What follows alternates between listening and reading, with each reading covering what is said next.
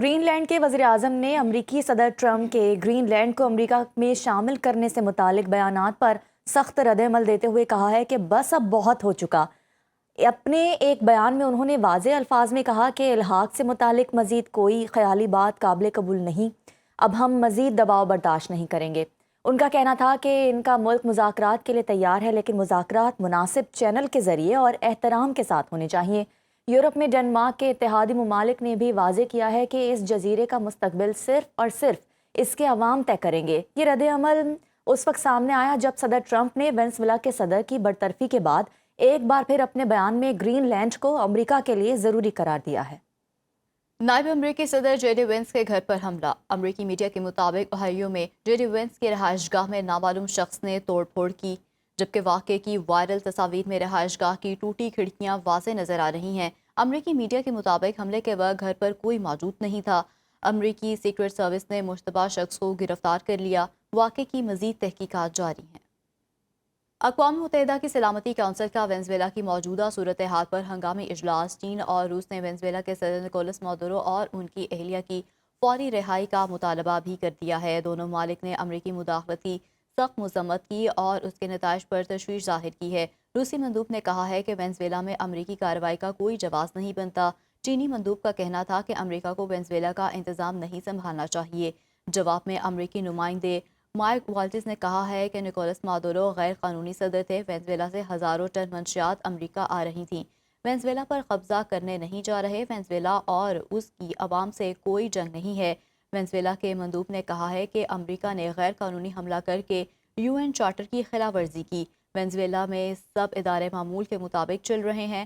حکومت کا مؤثر کنٹرول موجود ہے۔ اقوام متحدہ کے سیکریٹری جنرل انتونیو گوتریس نے وینزویلا میں امریکی کارروائی کو بین الاقوامی قوانین کے خلاف قرار دے دیا۔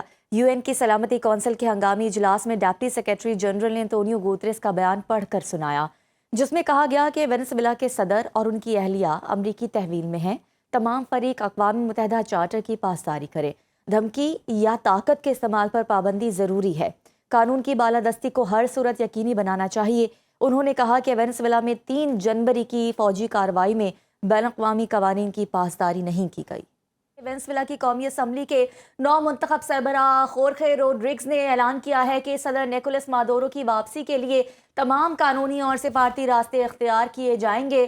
قومی اسمبلی سے خطاب کرتے ہوئے خورخے روڈریگز نے کہا کہ آئندہ دنوں میں ان کی اولین ترجیح صدر مادورو کو دوبارہ اقتدار میں لانا ہوگی۔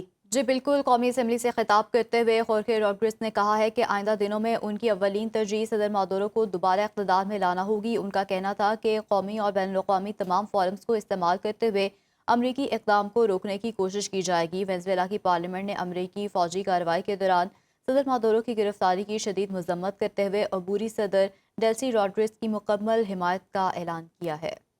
امریکی ایوان نمائندگان میں ڈیموکریٹ لیڈر حکیم جیفریز نے ٹرمپ انتظامیہ پر کڑی تنقید کی ہے۔ حکیم جیفریز کا کہنا ہے کہ کانگریس کی منظوری کے بغیر وینزویلا پر حملہ غیر قانونی کارروائی ہے۔ امریکی عوام ایک اور غیر ملکی جنگ کو مسترد کرتے ہیں۔ انہوں نے کہا کہ اگر صدر ٹرمپ واقعی سنجیدہ ہوتے تو وہ گزشتہ ماہ منشیات کے جرم میں سزا یافتہ سابق صدر ہنڈروس کی سزا معاف نہ کرتے۔ حکیم جیفریز نے کہا ہے کہ جو لوگ کبھی کانگریس پر حملہ آور تھے آج وہی جمہوریت کا درس دے رہے ہیں۔ ہاؤس ڈیموکریٹک لیڈر نے یاد دلایا کہ کیپٹل ہل حملے کی برسی کل منائی جائے گی۔ جمہوریت کے تحفظ کے لیے قانون کی بالادستی ناگزیر ہے۔